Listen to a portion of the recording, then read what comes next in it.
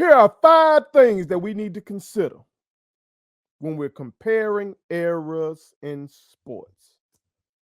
And I need y'all to remember this now so you can use these things when you're in your barbershop discussions, when you're in your group text. Okay, I'm going to help you win the barbershop and help you win the group text. Because whoever you're going to be arguing against, they're not going to be considering these 5 things. Whether you're talking NBA ball, whether you're talking about football, whether you're talking about baseball, pretty much whatever. Got to consider these things. So let's talk about it. But before we do, make sure y'all hit that subscribe button. Cost you nothing to hit that button, you understand?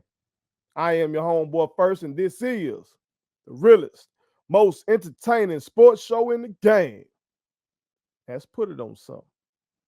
Now, for all my real ones who are returning, y'all do see that I am in a different location right now. But as y'all know, my mother fell and broke her ankle. So I got to do what I got to do. I'm over here with her right now. Got to do what I got to do to get this out to y'all by any means necessary. Okay? As Brother Malcolm once said. But still, y'all stay down with me. Y'all hit that subscribe button if you haven't already. Join and become an official member. Or feel free to hit that Cashapp up. Y'all see it in the description and in the ticker as it comes through. You feel me? But let's talk about it, y'all. Luka Doncic had a 60-20-10 game. And I heard people like FS1's Nick Wright call it the second greatest game ever in the regular season, behind Wilt's 100. Also, we've seen other monster performances. Before AD got hurt, he was going ham. Giannis been going ham in the NBA. We see in the NFL single season records for teams and also for the league as a whole been getting broken and everything like that. Like, we see all this happening. And it makes people say, this is the best all time. That is the greatest of all time. Some go as far as to say this era is the greatest because look at what we have today. Everybody's bigger and stronger and faster. I say pump the damn brakes. Can we pump the brakes, please? This is more nuanced than that. It's more complex than that. You feel me? So let's look at this. 5 things to consider when comparing eras in sports. Number 1 is rules. You got to compare rules. Okay? Let's take the NBA first. In the NBA, we know famously the hand check has been eliminated. You used to be able to, on the perimeter, put your hand on the offensive player. You as a defender used to be able to put your hand on the player and kind of guide them where you want them to go. Now, if you watch 90s basketball or late 80s basketball, you might say, I don't see the hand check. You'll see it from the good teams, the good defensive teams, like Detroit Pistons. They gonna put hands on you, Jack. The Chicago Bulls, they're gonna put hands on you, Jack. Okay? The good teams were physical. All right? That has been eliminated. The NBA wants freedom of movement. Why? Because it's more aesthetically pleasing. The NBA had got to where a 90 to 88 game was common by the end of the 1990s. Common. Some rugged basketball. Unless you loved basketball, that shit was hard to watch. Okay? So the NBA, which is a business, they are in the business of making sure the game is as entertaining as possible so you can get more viewers. More viewers turns into more dollars that these sponsors will pay to put these fucking commercials on there. Okay? Because you're trying to get these TV contracts. Okay? So it's not just pure basketball. This shit business first. So they had to get shit like that handshake, get that out of here. Now, I would argue the game is better for that. I would say the game is better for that. All right. But I have to keep that in mind when I'm looking at how many points somebody might be scoring today. I gotta know that goddamn them boys back in the day, they were doing that with a motherfucking hand on their hip. You know what I'm saying? You gotta consider that. Other rules. Think about football. Oh, you look at some of these great performances by these wide receivers and marvel at it. But then you gotta consider the fact that back in the day, your ass go across the middle for a slant. Ain't no defensive receiver. You can finna get your ass knocked out. You might just get your ass knocked out, and the crowd gonna go, woo! There ain't gonna be no 15-yard flag. Ain't gonna be no targeting. Ain't gonna be none of that shit. You just got your ass knocked out. See, that rule change opened up offense. It really did. Illegal contact. That rule change opened up offense. The Patriots used to smother the Indianapolis Colts by just being physical with Peyton Manning's receivers. That rule change has opened up offense. That's just a couple of examples. Don't make me get into how they let these boys travel in the league, how they let these boys carry in the league. And I'm talking about the NBA. Don't make me get into that. Or don't make me get into in the NFL, how they just pamper the quarterback, how you can't touch them. And how does that help? God damn it. You're going to have fewer injuries. Fewer times that your star players going to get put on IR. Because somebody done knock their head off.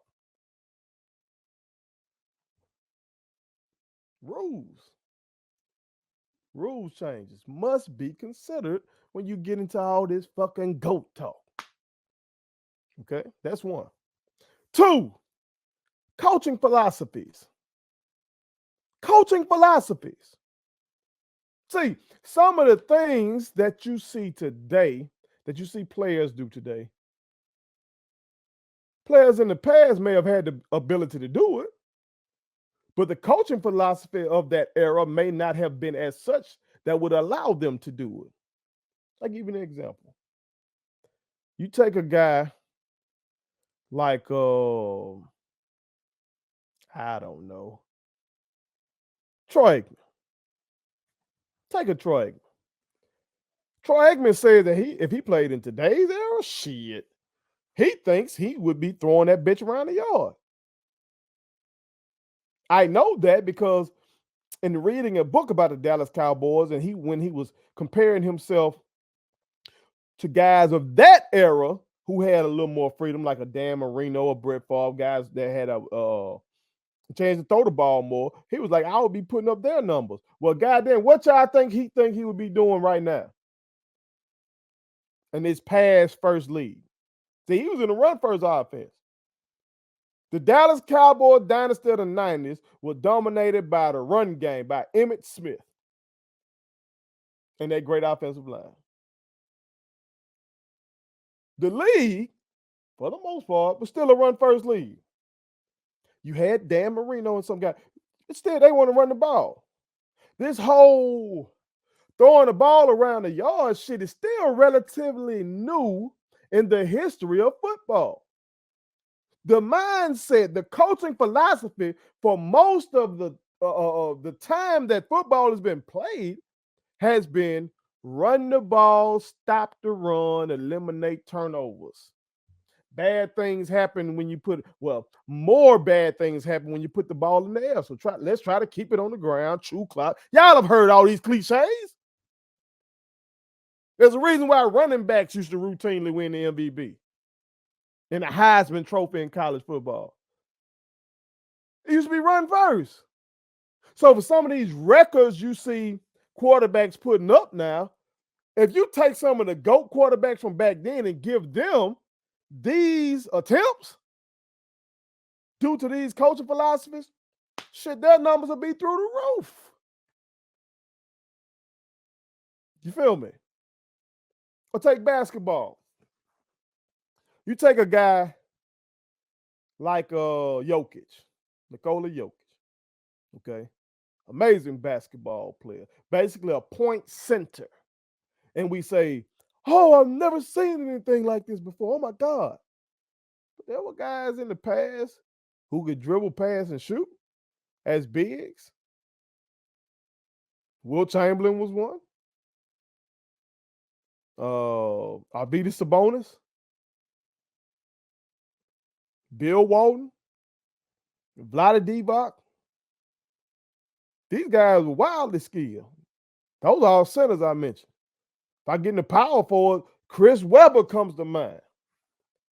Like I remember reading something or watching something, and C. Webb was talking about how when he used to take jumpers or threes, the papers would rip him because in that era, and going back, a big was expected. You pull a board, find your guard, then you run your ass down that court, get your ass on the block. That was the expectation. So it's like the coaches back then limited what we saw from these people. Okay? Some of the shots you see cats making in the NBA were considered horrible shots back then. If your ass were taking them shots, you weren't going to get drafted. If your ass would made it to the league and started taking those shots, your ass was going to get benched. I watched the game. It was Bulls versus Knicks. Greg Anthony.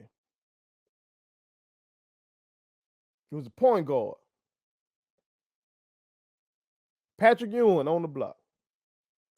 Greg Anthony was open. He shot a three. The commentator ripped him. Patrick Ewing ripped him.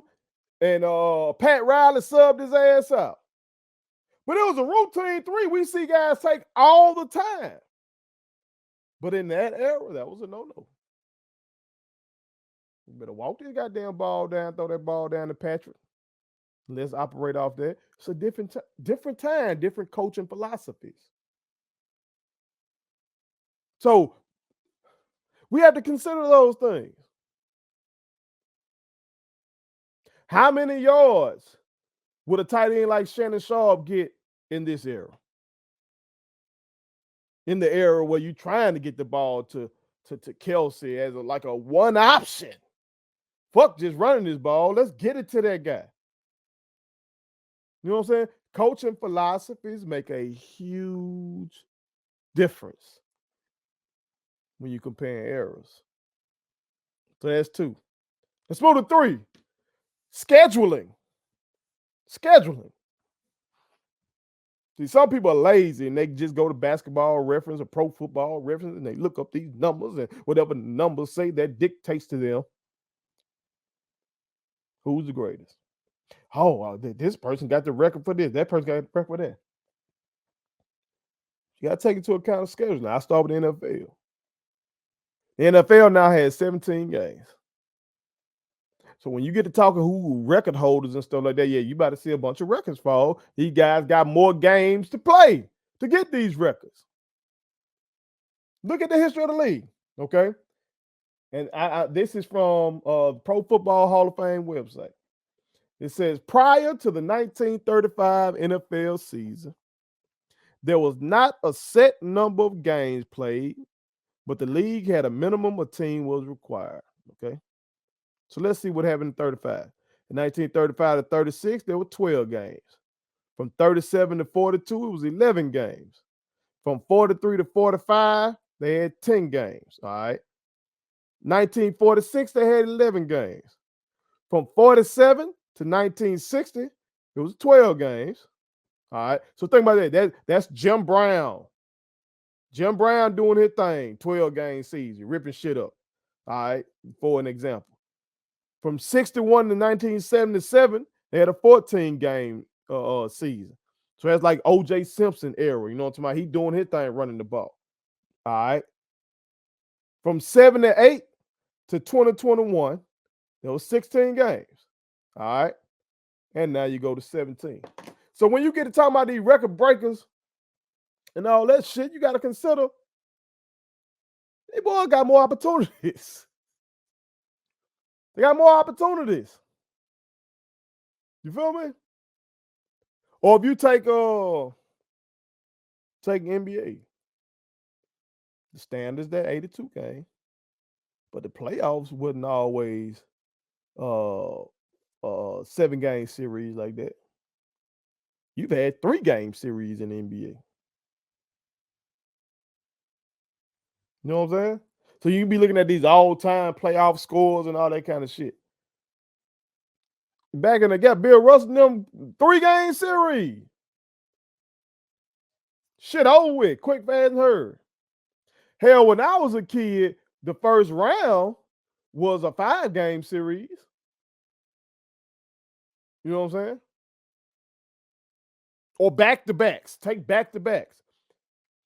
I was doing my Michael Jordan research. You know, real ones know I've been watching, going back watching Jordan's playoff career.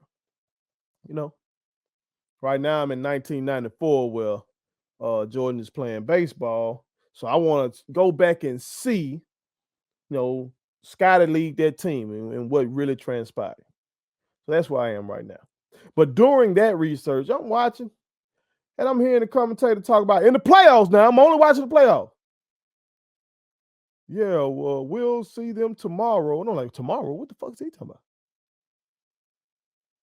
He was saying that these motherfuckers were playing back-to-backs in the playoffs. I said, what? These boys trying to legislate back-to-backs out of the regular season now. And them boys back then were playing back-to-backs in the playoffs. What they got to do with anything first? Well, God damn it, fatigue. If you on one hand, y'all telling me the players of the day are bigger, stronger, and faster, but on the other hand, you say they need to be coddled more. They need more rest. They need fewer back-to-backs and all that kind of shit. If they're bigger, stronger, faster, shit, they should seem like they should be able to play more back-to-backs, right?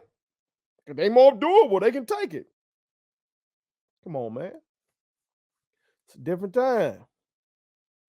Scheduling is different. You got more NFL games, got more NBA playoff games. It's different. It affects all those numbers folks be looking up, man. It affects the play on the field or the court. All right. So that's 3. The 4th thing to consider when you're comparing errors are the luxuries that are available to these players.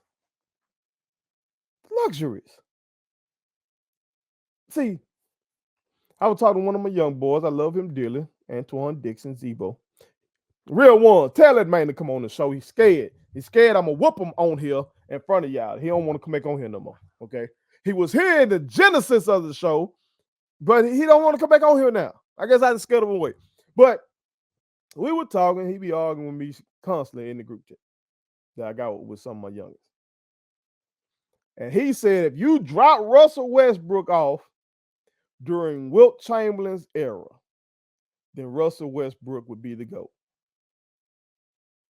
And my counter to him, and I'm about to read it to you verbatim, what I told him in the group text. So since he wants to just drop Westbrook back, you know, with everything Westbrook is now, you know, through being able to have the proper diet and all that kind of stuff and training, and drop him off back there, my counter was, okay, let's drop Wilt off here. All right. And if we're going to drop Wilt off here, we have to give him modern weightlifting, private jets, today's salaries and endorsements so he can hire chefs and pay for private trainers, load management. Sure, Wilt would like load management from time to time, and that's just what we're going to do. Fewer racist fans. Something we don't consider. When we talk about the black athlete to be particular, okay, you got to deal with motherfuckers in the stands calling you the N-word, and you can't just run over there and point to them and tell the refs to kick them out like they do today, which their ass should be kicked the fuck out. Not saying that. I'm just saying them boys back in the day did not have that luxury. They didn't have that. They had to just fucking deal with it. Okay? So being berated by assholes in the crowd and you can't do nothing about it, That may affect your play. Okay? So drop Wilt off with that. Also, you got to give Wilt 3-point shooting, which will limit double teams on him. All right? Allow him to work. And I said, watch that motherfucker average 75. Now I was being hyperbolic, America. I was being hyperbolic. But he might average 60 for a season. He averaged 50 back then. Okay? Who knows? That's still hyperbolic. He would at least average 40, 45. Straight up, though. That's not hyperbolic. That's real.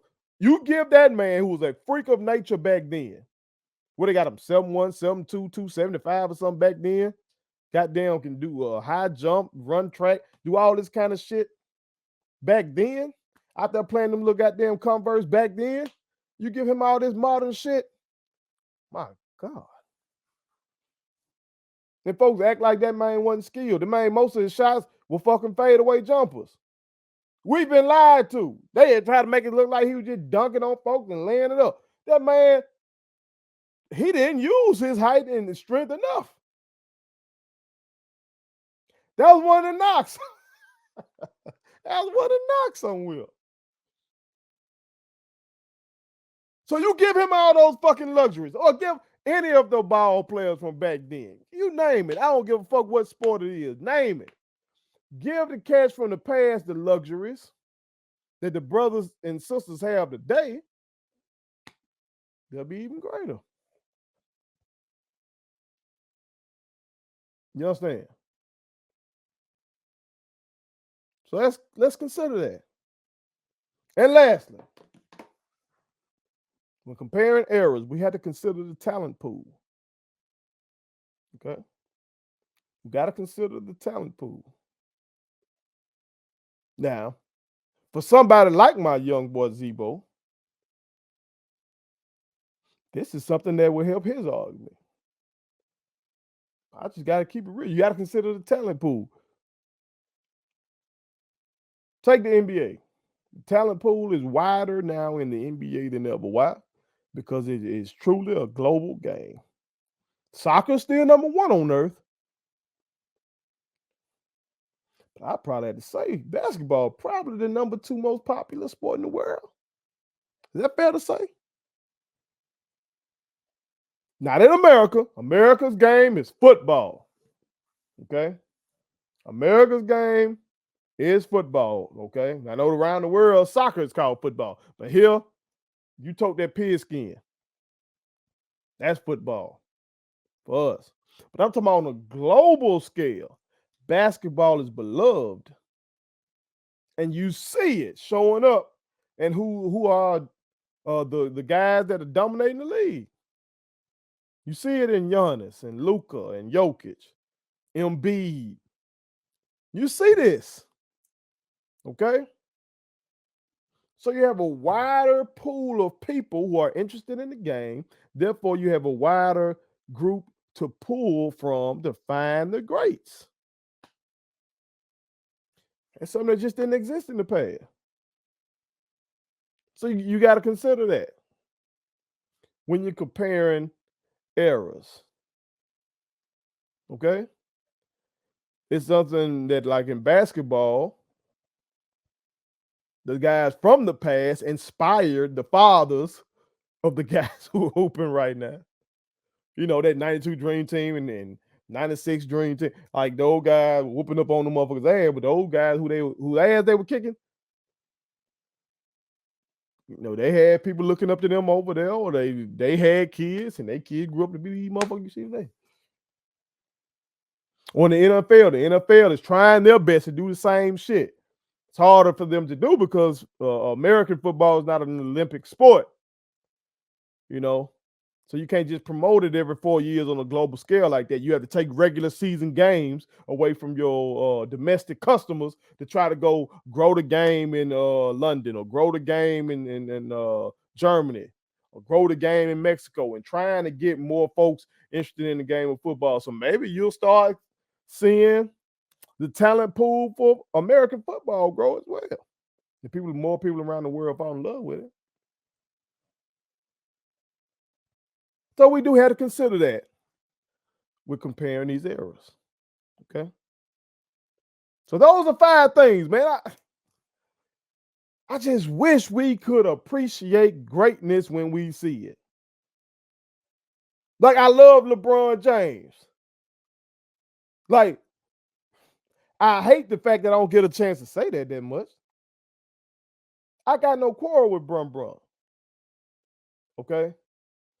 But when my youngest get to talking, they talk. And others, get to talking, I can't just appreciate him, because to lift him up, they have to denigrate somebody from the past, like Michael Jordan or Kobe, to prop up LeBron. You ain't got to do that, because it's hard to just compare the eras that each of these individuals played in. That's difficult. You know what I'm saying? You can't just say, oh, look at the numbers. I remember before AB goddamn it started out on this crazy ass shit. My young boy Dylan Smith, who I love, shout out to Dylan. And one of the opening shows to put it on something, him and my brother Kiki were having an argument about Jerry Rice versus Antonio Brown. Y'all remember AB was putting up numbers. It's hard to remember that. Okay? But if you pay attention, you remember. And you had my young boy Dylan Smith going, and my brother's like, AB. And if AB had continued on that path, you would have had some folk. You would have had some folk trying to say AB is better than Jerry World Rice. You would have had it. Why? Because the numbers would have been gaudy. Okay? But again, it's deeper than that. You would have had to compare the shit that Jerry Rice was dealing with to what AB was dealing with. You would have had to compare, or consider, I should say, the rules, coaching philosophies, the scheduling, the luxuries afforded to each, and the talent pool. These are all things we got to think about. Okay? So it's more nuanced than that. So if you don't want to get into the nuance, how about we just appreciate what the fuck we're seeing? Okay? Let's just do that. Stop the hyperbolic statements. Oh, Luka's 60-20-10 game was dope as fuck. I've been championing Luka before my brothers. They've been giving me hell about Luka. I've been telling them that white boy's serious. I love to see that shit. Because I hate racial stereotypes. Like, the whole white boys can't hoop. I like to see Luka doing what he's doing. I like to see that. I like to see it. Fuck racism. Fuck racism of any kind. I like that. But we got to pump the motherfucking brakes now. Pump the brakes. You got 20 boards, most of them defensive boards. Ain't nobody down there. The way to get a board in the NBA is to be down there. Just be down there. Be off ball. Don't guard nobody. Be down there. Because of coaching philosophies, you got most motherfuckers around the perimeter spreading the court. You probably got one person in. So you only got one, if that, one guy to box out. Everybody else just sit around and get the ball. Watch how many uncontested rebounds you see in the NBA. And then you will see that rebounding stat. They ought to just not even start. They should stop reporting that motherfucker. Tell me about the offensive boards. Because in this era, that's not even a competitive aspect of the game anymore. Okay? So when you watch it like that, it's more nuance. So when you hear motherfuckers, oh, this is the greatest. Oh, no, I've never seen nobody this better than everybody else. Tell them to just pump the brake. Hey, man. Hey, coach. Hey, dog. Cold now. Cold now. But you got to stop that shit. Sometimes you got to tell them that. Hey, bro, that shit was cold. But cool out. You're doing a bit much now. All right? Because if you don't, folks going to run out. All right? Put it on something. Thank you so much for watching my daddy's YouTube channel. Make sure you like, share, and turn on your post notifications. How do I do it?